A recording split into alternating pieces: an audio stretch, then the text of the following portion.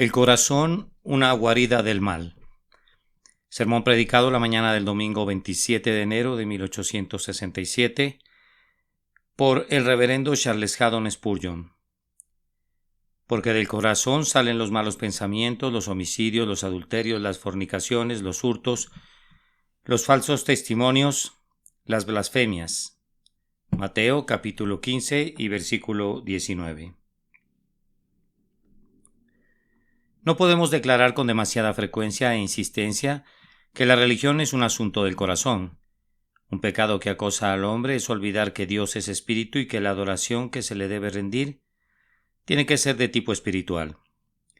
La idolatría no es sino ejecutar de lleno esta perversa inclinación.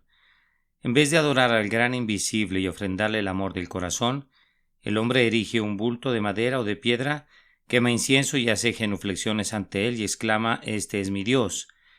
En los casos en que dicha idolatría no asume la forma más descarada, adopta otra forma que es igualmente objetable a los ojos de Dios. El hombre argumenta que no puede adorar a Dios con su corazón a menos que su memoria reciba la ayuda de algún objeto externo, y entonces mete de contrabando a su ídolo y gratifica su naturaleza depravada con un culto adaptado a su capricho y un formalismo exterior. Dios exige la adoración del alma, pero los hombres le rinden una adoración corporal. Él pide el corazón y ellos le ofrecen sus labios. Él exige sus pensamientos y sus mentes y ellos le presentan estandartes y ornamentos y cirios. Cuando de pura vergüenza el hombre se ve impedido de practicar sus supersticiones externas, se entrega a lo que sea, pero no acepta rendir el amor de su corazón a su Hacedor, ni someter su intelecto a la enseñanza del grandioso Creador, ni entregar todas sus facultades al servicio del Altísimo. Por muy dolorosa que sea la mortificación, por muy rígida que sea la penitencia, por severa que sea la abstinencia, y por grande que sea la cantidad de dinero que tenga que sacar de su bolsillo, o del lagar, o del almacén, preferirá sufrir cualquier cosa antes que inclinarse ante el Altísimo con una verdadera confesión de pecado y confiar en el Salvador designado con una fe sincera e infantil. En esta época, igual que en tiempos pasados, los vigías de nuestro Israel tienen que insistir sobre la espiritualidad de la adoración, pues el antiguo paganismo vive entre nosotros, alterado en la forma, pero inmutable en su espíritu. Se habla de que la idolatría fue enterrada en Atenas y que fue depositada en su tumba en Roma, pero lo cierto es que pervive en el pusellismo de la hora presente. Los hombres son idólatras naturales y lo que ahora contamina la simplicidad de nuestra adoración no es otra cosa que una idolatría que está a la venta en las tiendas de juguetes de los tractarianos. Esto lo llevan a cabo arrojando sus símbolos y emblemas infantiles delante de la sublime verdad de que Dios debe ser adorado en espíritu y que sólo podemos acercarnos a Él por medio del sacrificio expiatorio de su unigénito Hijo. Esta mañana yo espero no ser culpable de atraer ni por un instante su atención hacia algo externo, por muy estridente o sencillo que sea. Yo les pido ahora que vuelvan sus ojos al corazón humano. Queridos oyentes, ustedes que han sido convertidos y también ustedes que no lo han sido, los exhorto ahora a que dirijan sus solemnes pensamientos a sus propios corazones y a una consideración de su propia naturaleza íntima. Mi texto es un espejo en el que cualquier persona puede verse reflejada. Puede ver no su rostro, al que podría contemplar en cualquier otra parte, sino su corazón, su naturaleza moral, su yo más íntimo. Aquí el pecado es el corazón del hombre puesto al desnudo, vuelto al revés, disecado y descrito por alguien que no puede mentir y que no puede ser engañado. Vamos a abordar el texto de inmediato y vamos a observar primero la humillante doctrina que enseña, y luego vamos a ocupar el resto del tiempo mencionando algunas doctrinas emparentadas que nos recuerda. Primero, noten la humillante verdad expuesta aquí por el Salvador. Nos informa que del corazón procede toda clase de males morales. No selecciona las formas de pecado más veniales, sino los matices más densos.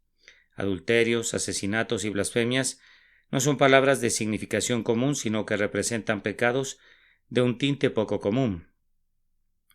La acusación presentada aquí en contra de la naturaleza humana es una de las más solemnes que pudieran ser presentadas con palabras. El Salvador no tuvo empacho en decirlo claramente, ni eligió algunas formas atenuadas de expresión, sino que seleccionó precisamente las formas más viles del pecado humano y afirmó que todas estas cosas salen del corazón humano. Ha habido personas que han aseverado que los pecados son meramente accidentes de la posición del ser humano, pero el Salvador dice que salen de su corazón. Algunos han afirmado que son errores de su juicio, que el sistema social afecta tan duramente en ciertos puntos que los hombres difícilmente pueden evitar ofender, pues su juicio los engaña. Sin embargo, el Salvador no atribuye estas ofensas a la cabeza y a sus juicios cerrados, sino al corazón y a sus afectos malsanos. Nos dice claramente que la parte de la naturaleza humana que produce esos frutos venenosos no es una rama que pueda ser podada, ni es una extremidad que pueda ser suprimida, sino la propia esencia y sustancia del hombre, es decir, su corazón. En efecto, él nos dice que la lascivia no sale meramente del ojo, sino que proviene de lo más íntimo de la naturaleza del ser depravado. El asesinato no proviene originalmente de una mano imprudente, sino de un corazón salvaje e ingobernable. Declara que el robo no es el simple resultado de una tentación precipitada, sino que es el producto de un deseo codicioso que mora en el ser, cuya verdadera fuente la constituyen los afectos desordenados. Todos los males mencionados en nuestro texto salen del yo esencial del hombre. Eso es lo que entiendo que quiere decir el Salvador con la palabra corazón. El corazón es el verdadero hombre, es la propia ciudadela de la ciudad de alma humana, es la fuente y el depósito de la condición humana, y todo el resto de la persona puede ser comparado con las muchas tuberías que corren desde la fuente y van a lo largo de las calles de una ciudad. El Salvador pone su dedo en el muelle real de la máquina de la condición humana y afirma: aquí está el mal. Como un grandioso médico coloca su mano sobre el propio meollo de la naturaleza humana y exclama: aquí se ubica la enfermedad. El principal asiento de la lepra del pecado no está en la cabeza ni en la mano, ni en el pie, sino en el propio corazón. El veneno está en el centro y consecuentemente todos los miembros de la periferia comparten del veneno. Por la palabra corazón usualmente entendemos los afectos y sin duda los afectos del hombre son las fuentes de sus crímenes. Es debido a que el hombre no ama a su hacedor con todo su corazón y con toda su alma y con todas sus fuerzas, sino que se ama a sí mismo, que quebranta las leyes de su hacedor para darse gusto.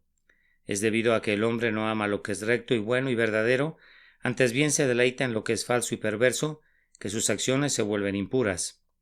Pueden ver que da lo mismo que interpreten que la palabra corazón quiera decir el núcleo central del hombre, o que signifique los afectos, se llega al mismo núcleo central del hombre y se llega al mismo resultado, es decir, que lo que está mal es el yo vital del hombre, que lo viciado es la esencia real de la condición humana. La condición humana en su más vital esencia está corrompida al revés y al derecho. Usando las palabras del infinito Jehová mismo, el intento del corazón del hombre es malo desde su juventud. Toda cabeza está enferma y todo corazón doliente. Engañoso es el corazón más que todas las cosas y perverso. Observen humillados estos torrentes contaminados que el Salvador declara que fluyen del corazón del hombre. Habla de malos pensamientos. Algunos minimizan los pensamientos del mal, pero Dios no los juzga así, pues Él juzga una acción no tanto por los movimientos exteriores de la materia corporal mediante los cuales la acción es realizada, como por el movimiento interno del hombre interior a través del cual ese movimiento fue instigado y dictado. Los malos pensamientos contienen tan ciertamente la esencia absoluta del pecado como las malas acciones, pues cuando rastreamos una acción hasta su mal esencial, hemos de mirar el motivo que la dicta, y ese motivo nos lleva de inmediato a la región del pensamiento. Así que los malos pensamientos, en vez de ser menos evidentemente pecaminosos que las acciones, constituyen de manera sumamente clara el propio nido en el que el principio y el alma del pecado han de encontrarse. Las personas dicen algunas veces: no seremos colgados por nuestros pensamientos, pero sería bueno que supieran que a menos que se arrepientan de ellos, seguramente serán condenados por sus pensamientos, e incluso si esos pensamientos suyos nunca se concretan en actos, su culpa permanecería. Si los hombres fueran encerrados en celdas de tal manera que no pudieran cometer aquello que su naturaleza los instigara a cometer, no obstante, en virtud de que habrían sido igualmente pecadores externamente, si hubieran podido serlo, delante del Señor sus corazones no son juzgados mejores que los corazones que encontraron una oportunidad de pecar y la aprovecharon. Un caballo mañoso no tiene un mejor carácter solo porque le hayan puesto bandas que evitan que patee el carruaje y lo deshaga, y de igual manera un hombre no es realmente nada mejor porque los frenos de la costumbre y de la providencia prevengan que lleve a cabo aquello que preferiría hacer.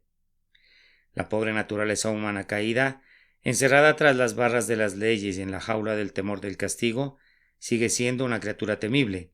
Si su amo quitara la llave de la puerta, pronto veríamos lo que es y lo que haría. Los malos pensamientos salen del corazón, malos pensamientos acerca de Dios y malos pensamientos acerca de los hombres, pensamientos acerca del mal, los extravíos de la imaginación y los deseos impuros, el disfrute del mal dentro de la boca como si fuese un bocado exquisito y otras cosas parecidas. Muchas personas que no han cometido ningún acto externo de lascivia lo han acariciado en sus mentes y lo han disfrutado y de esta forma lo han perpetrado en su alma. Muchas personas que no tenían el valor de ser un ladrón y de realizar el robo han sido ladronas 1000 veces en el corazón, y aquel que no se atrevía a blasfemar contra Dios con sus labios ha maldecido a Dios en su corazón 10.000 veces. Estos malos pensamientos son signos de los que hay en el corazón. No harían burbujas en nuestro interior si no hubieran estado allí primero. No podrían llegar a la mente si no fueran la esencia del alma. Nuestro Señor habla enseguida de homicidios, y lo que quiere decir con eso, según la interpretación de Juan, es toda forma de ira injustificable, esas ebulliciones del mal temperamento que nos impulsan a querer ver muerta o lesionada a la gente y a desear ardientemente aplicar un castigo si pudiéramos.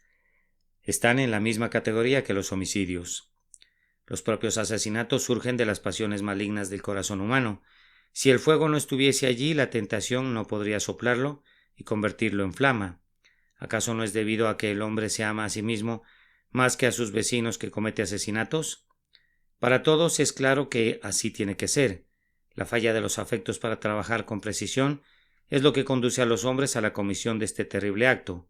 Una naturaleza depravada se sienta junto a la chimenea y asesina a los hombres en el pensamiento y les arroja dagas que son palabras dentro de la casa porque es perversa, egoísta y vil.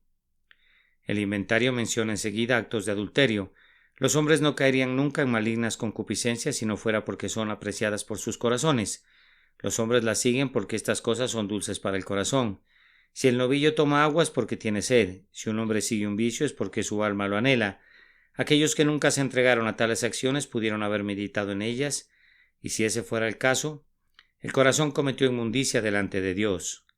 Así también los daños infligidos a los demás por el hurto provienen del corazón. ¿No es asimismo debido a que nos amamos a nosotros mismos más que a Dios y más que a los demás que somos tentados a ambicionar y pasamos de la ambición a los actos de deshonestidad? Y cuando se trata de dar falsos testimonios de nuevo, ¿qué es esto sino una intensa mentira de nuestro propio ser y una falta de amor por nuestros vecinos y por nuestro Dios? La lista concluye con blasfemias. ¿Qué es esto sino que el corazón pretende ponerse más alto que Dios y luego busca hollar a Dios bajo sus pies mediante el uso de epítetos oprobiosos y malvados relativos a Él? El corazón está en el fondo de todo ello. No habrían homicidios ni fornicación ni podría haber blasfemia.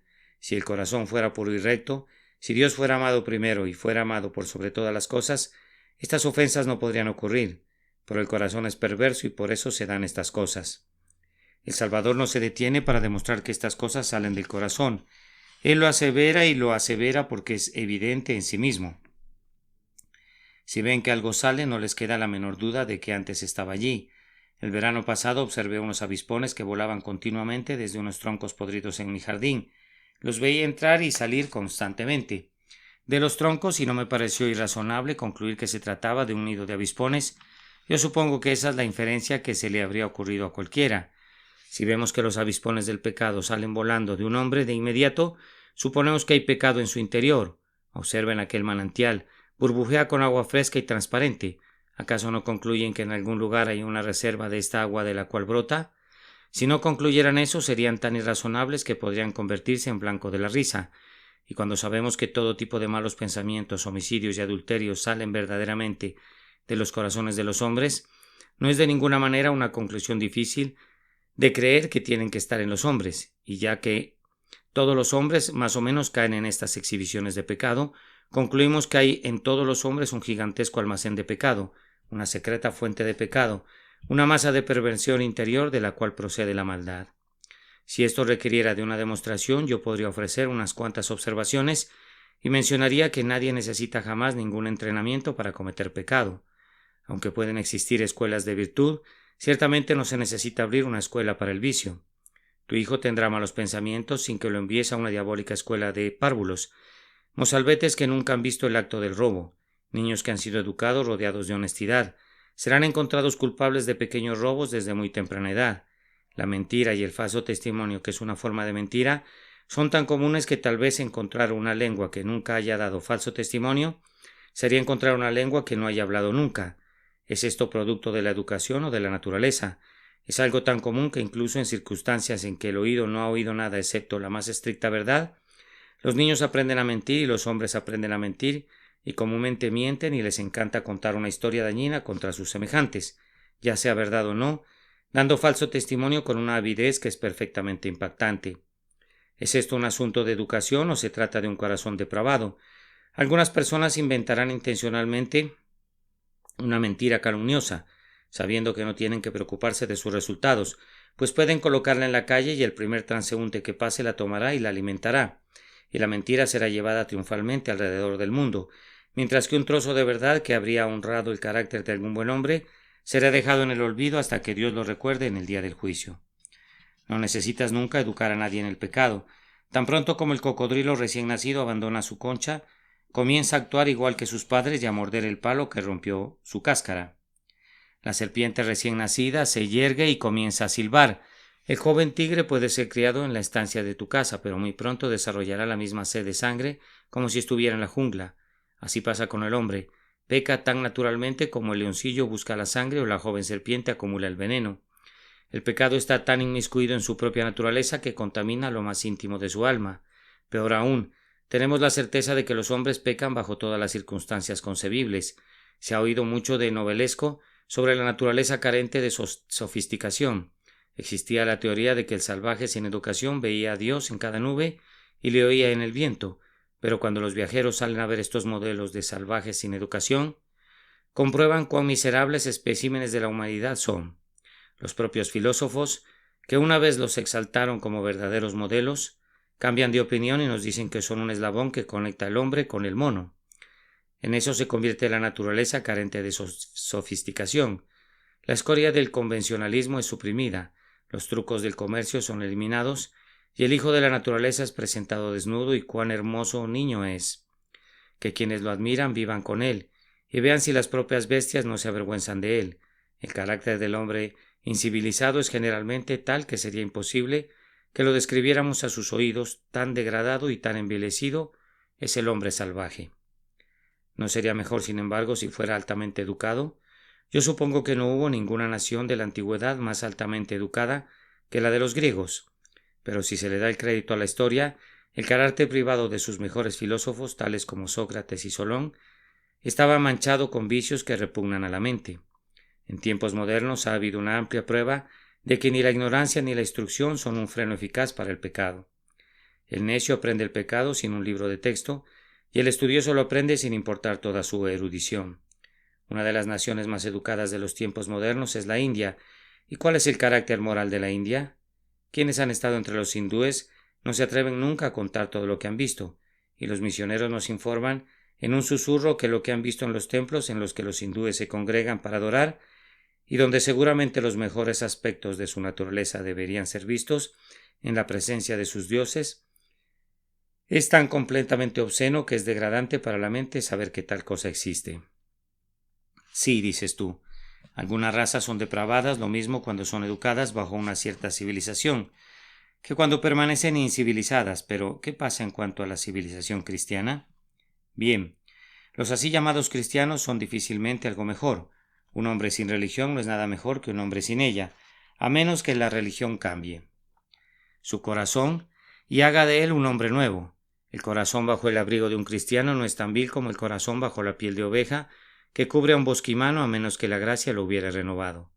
Si tomaras a un niño y lo instruyeras en todas las observancias externas de nuestra propia santa fe, si vieras que en todo fuera educado según la más estricta denominación que seleccione tu juicio, a menos que el Espíritu Santo venga y le dé un nuevo corazón y un espíritu recto, su corazón encontrará modos de mostrar su pecado sin importar a qué freno le sometas.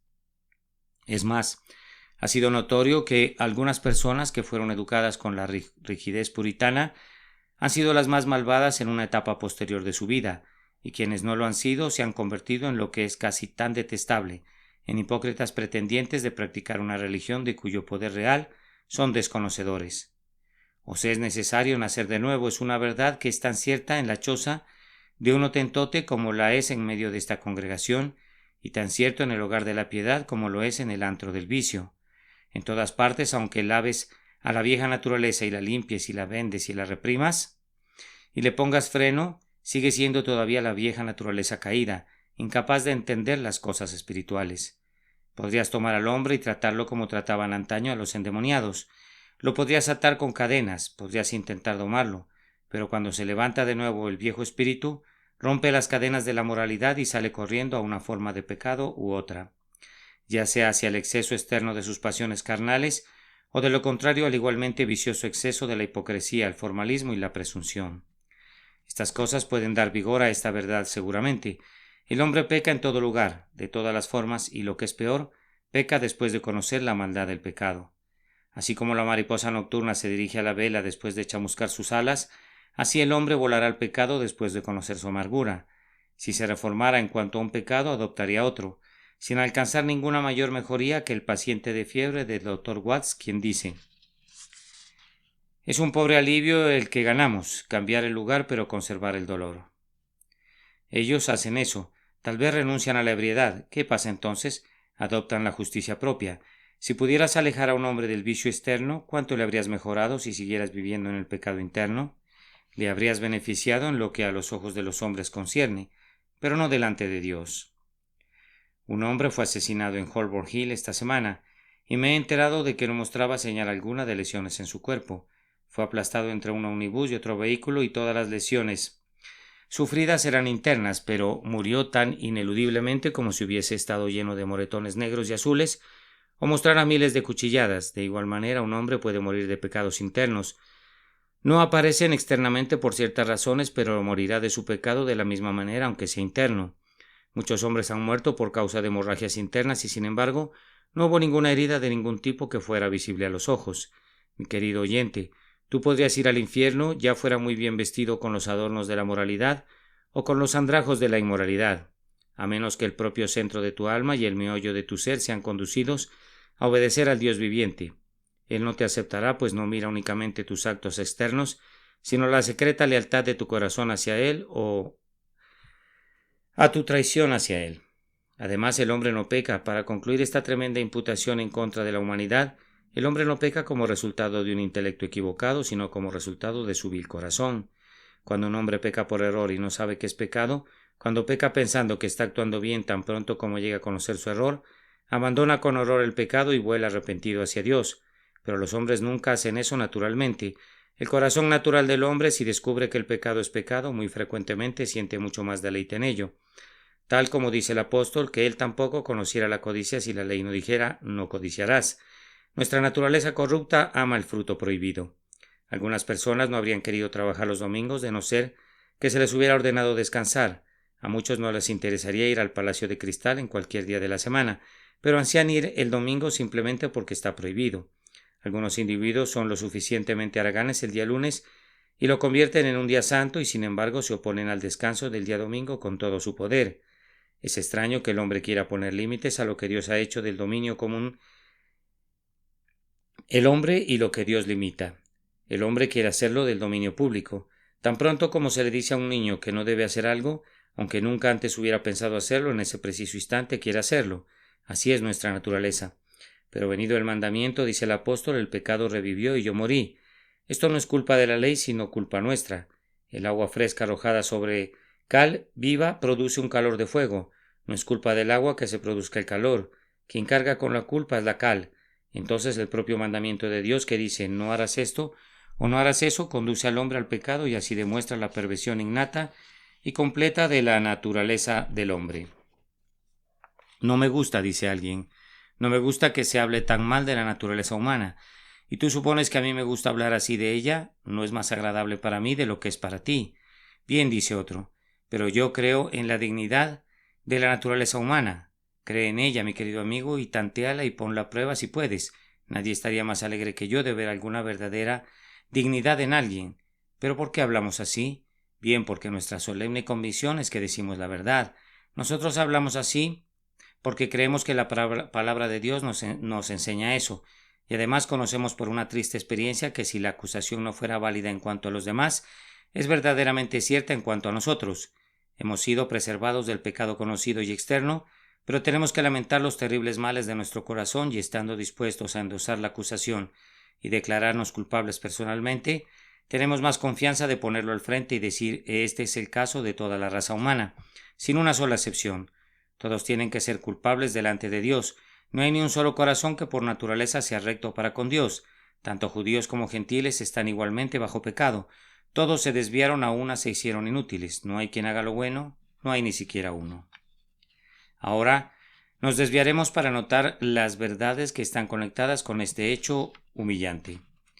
Primero, observen que al recibir el testimonio de nuestro Señor concerniente a nuestros corazones, que se han convertido en una guarida de malignidad y que de ellos salen los malos pensamientos, la fornicación, el robo, etc., somos conducidos a creer en la doctrina de la caída. Si estamos en ese estado, es inconcebible que Dios nos haya hecho así. Un ser puro y santo tiene que haber sido el creador de seres puros y santos, como dice Job. ¿Quién hará limpio a lo inmundo? Nadie. Podemos revertir la pregunta y decir, ¿cómo puede salir lo inmundo de lo limpio? El Dios santo ha de ser el Padre de hijos santos y cuando Dios hizo a la humanidad, la debe de haber hecho perfecta, de lo contrario no hubiera actuado conforme a su propia naturaleza. Permanece siendo un maravilloso enigma como el hombre es lo que es mientras no acudan a este libro. Y cuando ustedes leen la historia de la caída, el enigma es descifrado. Entonces vemos cómo pecó nuestro primer padre, quien se presentó por nosotros como nuestro representante y por ese pecado corrompió a la raza entera, de tal manera que habiendo nacido de él, somos nacidos a su imagen y a su semejanza, y siendo él un rebelde, nosotros nacemos rebeldes, y siendo él un traidor, nosotros nacemos siendo traidores también. He aquí en maldad he sido formado, y en pecado me concibió mi madre. He ahí la raíz del asunto. No es por la obra de Dios que nosotros somos pecadores, sino que por la obra destructora de Adán fuimos arruinados y hemos llegado a ser lo que somos, herederos del pecado original y de la corrupción. Si se preguntara cómo ha de ser explicado aún más este gran misterio y cómo ha de ser probada su justicia, respondemos que estas son cosas demasiado profundas y excelsas para que pudiéramos ver la justicia de ello, aunque algunas veces hemos admirado la misericordia de ello, pero sin embargo no estamos acostumbrados a disputar hechos solo porque no podamos entenderlos, sino a creerlos si Dios los revela. Y puesto que es revelado que por la transgresión de un hombre muchos fueron hechos pecadores, nosotros lo creemos y no hacemos ninguna otra pregunta. Debemos dejar el hecho como hecho, sintiendo que es algo muy profundo. Tú pides una explicación de esto y rehusas creer si no puedes entender. Estamos obligados a referirte a todas las otras cosas de la naturaleza, que en el fondo han de ser asuntos de fe más que de la razón. Hay 10.000 misterios en la naturaleza que tú sabes que allí están, pero que no puedes entender. Ni siquiera puedes decirme qué es la electricidad ni qué es la atracción de la gravitación. Existen estas fuerzas, pues ves sus efectos, pero no sabes cómo se originaron esas fuerzas. Y aquí una gran fuerza que está en la humanidad, la fuerza del mal, y ves sus efectos por doquier, pero no habrías podido decir cómo llegó allí. Si Dios no te hubiese dicho que llegó allí a través de la herencia de tus padres, como resultado de la caída de Adán. Allí debes dejar ese asunto y debes inclinar tu cabeza. Solo han de recordar esto: si cada uno de ustedes hubiera preferido sostener o caer por sí mismo, es muy probable que hubieran caído, y si hubieran caído, habrían caído para siempre, pues los demonios que fueron ángeles una vez estuvieron cada uno sobre su propio apoyo.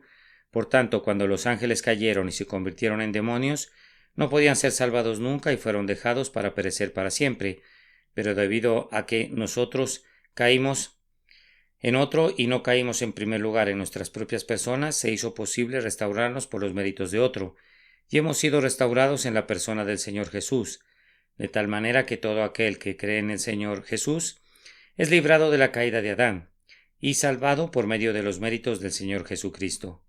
La manera por la que estamos arruinados fue tal que hubo una posibilidad de que fuéramos rescatados de ella, pero si hubiéramos sido arruinados por nuestro propio pecado real al comienzo, es probable que nuestra ruina hubiera sido como la de esos espíritus malignos para quienes están reservadas cadenas de fuego y la negrura de las tinieblas para siempre. Entonces, esta doctrina del carácter depravado del hombre exige creer en la caída. A continuación, esta doctrina muestra la necesidad de una nueva naturaleza. Hay un joven presente que dice: yo quiero llevar una vida perfectamente pura y santa. Yo resuelvo servir a Dios. Ahora, ¿deberíamos disuadir de su intento a tal hombre? De ninguna manera. Se ha dicho algunas veces que nosotros hablamos en contra de la moralidad. Jamás diríamos palabra alguna en su contra, pero hemos hablado contra el intento que se hace de producir pureza de la impureza, y hemos dicho que una naturaleza como la nuestra necesita ser renovada antes de que sea santa.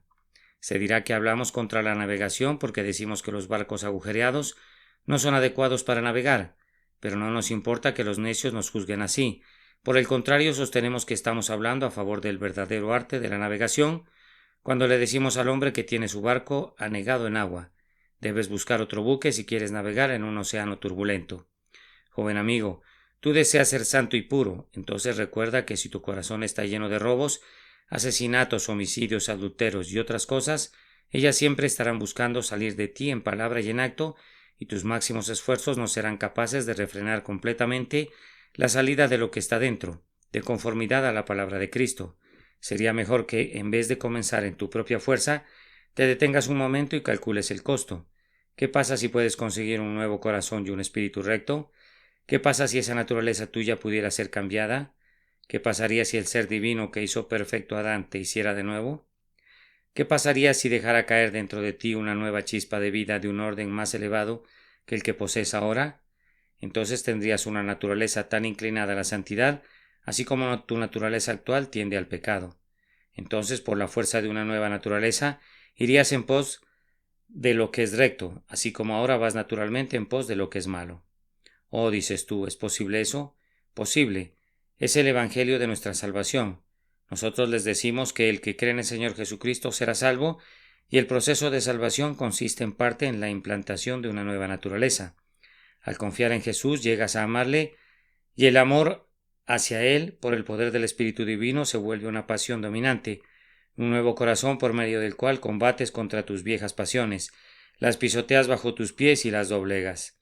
Tan pronto como por el Espíritu Santo, ves claramente en tu alma que Jesús te amó y que se entregó por ti.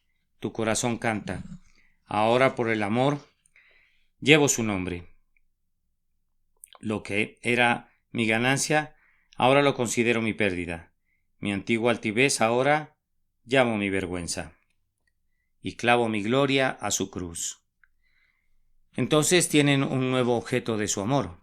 En vez de amar al yo, aman a Dios en la persona de su Hijo Jesucristo, y ese nuevo amor se convierte para ustedes en el corazón que vence a la vieja corrupción, y que los impulsa a caminar en santidad y en el temor de Dios todos sus días. Oh, joven amigo, no salgas a esta guerra mientras no hayas considerado los cargos. Hombres tan buenos como tú han tratado de luchar contra el pecado y han descubierto que sus armas son demasiado fuertes para ellos. Acércate a la cruz y pídele al Salvador que luchó personalmente con la tentación y la venció. Pídele que te limpie con su preciosa sangre de tus pecados pasados. Pídele que te conceda que su Espíritu Divino, el grandioso regenerador, entre en ti y te haga una nueva criatura, y cuando seas una nueva criatura, entonces se presentarán los nuevos anhelos, las nuevas esperanzas, los nuevos temores que te capacitarán para seguir un nuevo curso para la gloria de Dios. Si tu corazón es depravado, has de obtener un nuevo corazón, o no puedes ser santo. ¿Acaso no ves cuán claramente necesario es que seamos regenerados o hechos nuevas criaturas? Porque un corazón así como el nuestro no puede entrar de ninguna manera en el cielo.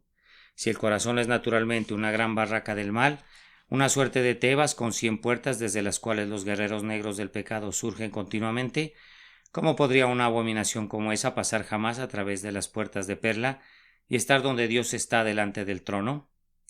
Oh, señores, estos corazones nuestros, estos afectos depravados, tienen que ser eliminados, tienen que ser crucificados con Cristo, tienen que ser vencidos, derribados, pisoteados, o ¿cómo podríamos estar donde Jesús está? ¿Quién podría hacer esto sino el Espíritu Eterno? Él puede hacerlo. Él puede hacerlo ahora. Él puede poner por dentro de ustedes un nuevo corazón que comenzará a luchar contra ese viejo corazón de inmediato, que continuará peleando contra él mientras vivas, contendiendo, forcejeando, luchando hasta que al fin echará fuera los viejos amores. Sus afectos no estarán puestos más en el yo ni en las cosas malas, sino que se volverán tan puros como Dios es puro, porque Dios mismo los ha renovado en el espíritu de sus mentes. Entonces entrarán en el cielo. Entonces morarán con los ángeles. Entonces verán a Dios porque habrán sido hechos perfectamente semejantes a Dios por la obra del Espíritu Santo. Reverencien y estimen, queridos oyentes, a ese bendito Espíritu que puede hacer de nosotros nuevas criaturas. Pídale en oración que el viejo hombre muera en nosotros, que sea crucificado diariamente, que la vieja naturaleza sea enterrada en la tumba del Salvador y que un nuevo corazón y un espíritu recto en nosotros puedan acumular fuerzas y potencia continuamente hasta llegar a su última perfección y entrar en nuestro reposo. Hay otra doctrina que recibe también una gran fuerza procedente de esta verdad. Si el corazón de un hombre no es nada sino una fuente de negrura y de pecado, admiren la gracia de Dios, que habría conducido al Señor a salvar a tales criaturas como las que hemos descrito, si son en realidad criaturas así. ¿Quién sino la gracia soberana podría mirar a tales seres desgraciados? Quienes dan gloria al mérito humano siempre tratan de inflar a la naturaleza humana hablando en su alabanza, pero quienes creemos que la naturaleza humana es completamente caída y envilecida, admiramos la maravillosa amabilidad y la bondad sin par de Dios que puso su amor en criaturas tan indignas. En admiración a eso, Pablo dice, su gran amor con que nos amó, aun estando nosotros muertos en pecados. Yo tenía un corazón lleno de malos pensamientos y sin embargo Él me amó. Un corazón lleno de fornicación y adulterio y sin embargo Él me amó. Un corazón lleno de homicidio y sin embargo Él me amó. Teníamos unos corazones que podían dar falso testimonio, unos corazones que podían blasfemar y sin embargo Él nos amó. Oh hermanos, si pudiéramos vernos a nosotros mismos como Dios nos vio en la caída, nos preguntaríamos cómo pudieron soportarnos los ojos de la pureza infinita, cómo pudo posarse en nosotros el corazón del amor infinito. Ustedes no fueron amados por su bondad, no fueron escogidos porque hubiera en ustedes algo que fuera amable o digno de afecto, fueron amados porque Él quiso amarlos, fueron elegidos porque Él quiso hacerlo por causa de su nombre. Él los vio arruinados en la caída, pero los amó a pesar de todo. Él los salvó de su condición perdida. Su misericordia, oh, cuán grande es. Vamos, amados, tiene que ser la gracia de arriba abajo. La gracia tiene que ser el alfa y la gracia tiene que ser el omega. Si este es el verdadero estado del caso, no me sorprende que tantas personas den coces contra la doctrina de la elección y las doctrinas relacionadas de la gracia, cuando tienen una opinión tan alta de ellos mismos. Pero si Dios les hiciera ver sus propios corazones, entonces exclamarían, Dios, sé propicio a mí, pecador. Y entenderían que si un hombre es salvado jamás, no es por sus propios actos o por sus propias disposiciones, sino únicamente por la gracia. No depende del que quiere ni del que corre, sino que de Dios que tiene misericordia y que muestra misericordia, porque Él se compadecerá del que se compadezca. La soberanía de Dios se convertiría en una doctrina fácil de creer si sintiéramos la depravación de nuestros propios corazones, si no viéramos a nosotros mismos como en el espejo de la Escritura y nos aborreceríamos a nosotros mismos en polvo y en cenizas. Entonces, en lugar de creer, tener derecho sobre Dios, diríamos, haga de mí lo que bien le pareciere. Y apelaríamos no a su justicia, sino a su insondable misericordia, clamando, según la multitud de tus piedades y misericordias, borra todas mis maldades. Adicionalmente, esta doctrina ilustra ampliamente la doctrina de la expiación. Hermanos, el pecado nos corrompe muy horriblemente. Su acto corrompe nuestro carácter, pero su esencia ha arruinado nuestra naturaleza. Da la impresión, a partir de la declaración de Cristo, que estamos corrompidos internamente así como externamente, que el pecado no es solamente una erupción de la piel, por decirlo así, sino que está en el centro de nuestra naturaleza. Contemplen entonces la necesidad de la preciosa sangre y admiren su portentosa potencia, la sangre del propio Hijo amado de Dios, que brotó del maldito madero del Calvario, nos limpia de nuestro hombre interior.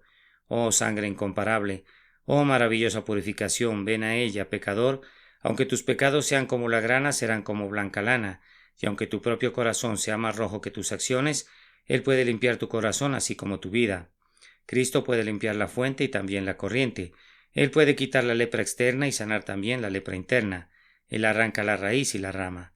Oh almas, asómbrense y admiren, inclínense con lágrimas en sus ojos y luego alcancen su mirada con alegría y miren al Hijo de Dios hecho carne, crucificado por los pecadores, pues todo aquel que crea en Él no perecerá, mas tendrá vida eterna. Vamos, ustedes que poseen corazones negros, vamos, ustedes hijos de Adán corrompidos y arruinados, vamos, ustedes que como los hombres de Zabulón y Neftalí están asentados en tinieblas y en región de sombra de muerte. Vengan y confíen en Cristo y Él enviará su Espíritu sobre ustedes y les dará corazones nuevos y espíritus rectos. los limpiará de todas sus iniquidades. Será el nuevo Creador, pues se sienta sobre el trono en este día y dice: He aquí yo hago nuevas todas las cosas. Oh, que Jesús hiciera nuevas a algunas personas que están presentes esta mañana. He puesto el hacha a la raíz del árbol, y todo árbol que está aquí debe ser cortado y arrojado al fuego, a menos que Cristo cambie la naturaleza de ese árbol y haga que lleve fruto para justicia. Yo he procurado demostrar que el hombre se encuentra completamente arruinado en sí mismo, que se ha convertido en algo semejante a las ruinas de Babilonia, en donde moran horrendos dragones y todo tipo de criaturas abominables. Incluso he de compararlo con el turbulento mar, cuyas aguas remueven cieno y lodo, donde Satanás mora como un leviatán, y con él innumerables cosas rastreras, cosas obscenas y horribles. He intentado tanto como pude predicar la vieja verdad, pasada de moda, y espero ser odiado por hacerlo, pero ahora, sobre todos, viene la proclamación de misericordia, es decir, que Dios está en Cristo reconciliando consigo al mundo, no tomando en cuenta a los hombres sus pecados, que todo aquel que cree en Él será liberado del mal de la caída y levantado para morar donde está Dios en perfecta pureza y felicidad.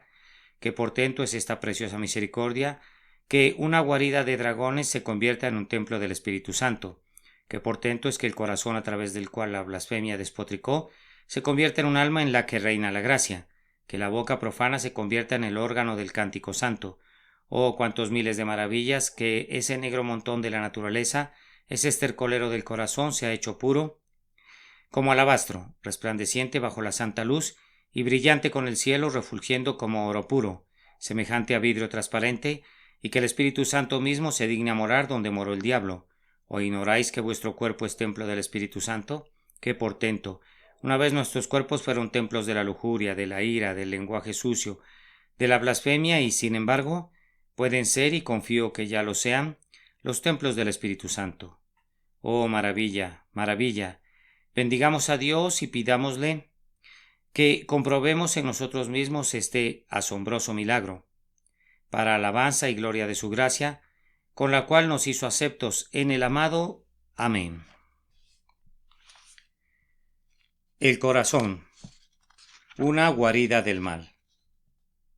Sermón predicado la mañana del domingo 27 de enero de 1867 por el reverendo Charles Haddon Spurgeon, en el Tabernáculo Metropolitano, Newington, Londres. Porque del corazón salen los malos pensamientos y los homicidios, los adulterios, las fornicaciones, los hurtos, los falsos testimonios, las blasfemias. Mateo capítulo 15 y versículo 19.